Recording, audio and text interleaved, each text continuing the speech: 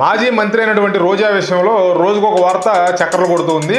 ప్రస్తుతానికి ఆవిడ ఆంధ్రప్రదేశ్ రాజకీయాలకు స్వస్తి చెప్పి తమిళనాడు రాజకీయాల్లోకి వెళ్ళబోతున్నారనే వార్త ఇప్పుడు హాట్ టాపిక్గా నడుస్తుంది.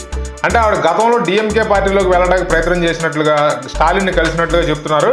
కానీ డిఎంకే పార్టీ వైపు నుంచి పెద్ద సుముఖత వ్యక్తం చేయలేదు అని చెప్పి కూడా తెలియవస్తుంది. ఎందుకంటే ఈమె గతంలో రజనీకాంత్ మీద అనుచిత వ్యాఖ్యలు చేయడం వల్ల కొంత తమిళనాడులో రజనీ ఫ్యాన్స్ నుంచి ఈవిడ మీద వ్యతిరేక భావం ఉంది. కాబట్టి ఈవిడిని పార్టీలో చేర్చుకుంటే కొంత నష్టం జరిగే అవకాశం ఉందని చెప్పి వాళ్ళు డిఎంకే వాళ్ళు ఇంట్రెస్ట్ చూపించలేదని తెలుస్తుంది.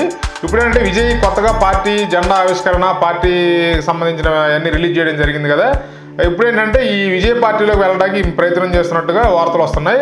కానీ విజయ్ పార్టీ సైడ్ నుంచి కూడా, అంటే టీవీకే పార్టీ సైడ్ నుంచి కూడా పెద్దగా ఈవిడ మీద ఇంట్రెస్ట్ చూపించట్లేదని మాత్రం మనకు తెలియవస్తుంది. అట్లాగే ఇంకో యాంగిల్లో చూసుకుంటే ఆంధ్రప్రదేశ్లో మాత్రం ఈవిడ మీద అవినీతి ఆరోపణలకి ఈవిడికి సిఐడి కేసు నమోదైందని చెప్పి ఆడుదాం ఆంధ్రాలో భారీగా అవినీతికి పాల్పడింది కాబట్టి ఈవిడ అరెస్ట్ అయిపోతున్నారని చెప్పి ఇంకో యాంగిల్లో ఈవిడ మీద ఈ టైప్ ఆఫ్ వార్తలు చక్కర్లు కొడుతున్నాయి. మరి ఈ వార్తలను బట్టి చూస్తుంటే రోజా ఓడిపోయినప్పటికీ మన ఆంధ్రప్రదేశ్ రాజకీయాల్లో ఏదో రూపంలో, అంటే పాజిటివ్గా కాకపోయినా కనీసం నెగిటివ్గా అయినా సరే వార్తలు నిలుస్తూ ఉంది. ఈ పరిణామాలన్నీ చూస్తుంటే ఈవిడ ఖచ్చితంగా వైఎస్ఆర్సీపీ పార్టీకి దూరం జరుగుతున్నారనేది మనకు అర్థమవుతుంది. ఎందుకంటే ఈవిడ గతంలో జగన్మోహన్ రెడ్డి గారు ఢిల్లీలో చేసినటువంటి ధర్నాకు కూడా ఈవిడ అటెండ్ కాలేదు. ఇంకా ఈ మధ్యకాలంలో జగన్మోహన్ రెడ్డి గారు ఆంధ్రప్రదేశ్లో పర్యటించినప్పుడు కూడా ఈవిడ ఎక్కడా కనపడలేదు.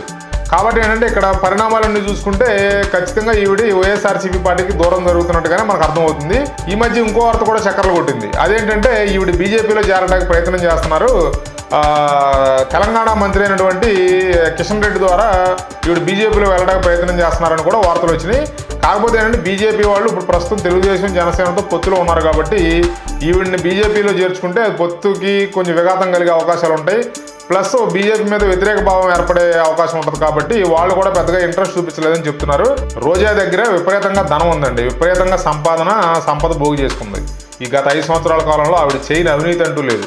టీటీడీలో దర్శనాల స్కామ్ దగ్గర నుంచి లోకల్గా, అంటే నగర నియోజకవర్గం వారీగా చేయనటువంటి అవినీతి లేదని చెప్పి అక్కడ నగర నియోజకవర్గంలో ఎవరిని కదిపినా కూడా ఇదే చెప్తున్నారు. అంటే నాకు ఎలా తెలుసు అంటే ఈ విషయం, మేము నగర నియోజకవర్గంలో ఎన్నికల ముందు సర్వే చేసాం. ఆ సర్వే రిపోర్ట్లో ఏంటంటే నగర నియోజకవర్గంలో కనుక రోజా గెలవడం అంటూ జరిగితే మళ్ళీ జగన్మోహన్ రెడ్డి సీఎం అవుతాడు అనే విషయాన్ని మేము మా సర్వే రిపోర్ట్ ద్వారా చెప్పాం. అంటే నగర నియోజకవర్గంలో రోజా మీద ఎంత వ్యతిరేకత ఉంది అనేది మాకు ఆ సర్వే ద్వారా మాకు తెలిసిందనమాట. అట్లా ఏంటంటే ఈవిడ విపరీతంగా అవినీతి చేసి బాగా డబ్బులను కూడగట్టుకుంది కాబట్టి ఈవిడిని ఏదో ఒక పార్టీ వారు చేర్చుకుంటారు ఖచ్చితంగా. ఇప్పుడు కాకపోయినా ఒక 6 నెలల గ్యాప్ ఇచ్చైనా, సంవత్సరం గ్యాప్ ఇచ్చైనా ధనం మూలం ఏదో జగత్ అంటారు కదా. ఇప్పుడు ఈవిడ దగ్గర ఉన్న సంపద ప్రకారం చూసుకుంటే ఏదో ఒక పార్టీ వాళ్ళు ఖచ్చితంగా ఈవిడిని జాయిన్ చేసుకోవడం జరుగుద్ది. కాకపోతే ఏంటంటే ఈవిడ మీద ఉన్నటువంటి నెగిటివిటీ అనేది ఖచ్చితంగా ఆ పార్టీ మీద పడుతుంది. ఆవిడ ఆంధ్రప్రదేశ్ వ్యాప్తంగానే కాకుండా తమిళనాడు వ్యాప్తంగా కూడా నెగిటివ్ మూట కట్టుకుంది ఆవిడ. ఎందుకంటే రజనీకాంత్ మీద అనుచిత వ్యాఖ్యలు చేసి విపరీతమైన నెగిటివిటీ మూట కట్టుకుంది. ఇక ఆంధ్రప్రదేశ్ అయితే చెప్పాల్సిన పనే లేదు. చిరంజీవి గారిని, పవన్ కళ్యాణ్ గారిని, చంద్రబాబు గారిని, లోకేష్ గారిని, ఇక రకరకాల బూతులు, రకరకాల మాటలు, అంటే సభ్య సమాజం సిగ్గుపడే కామెంట్లు, ఇలాంటివన్నీ చేయడం ద్వారా ఇక ఆవిడని కనుక ఏ పార్టీ చేర్చుకున్నా కూడా ఈ నెగిటివిటీ మొత్తం ఆ పార్టీ మీద షిఫ్ట్ అయ్యే అవకాశం ఉంటుంది.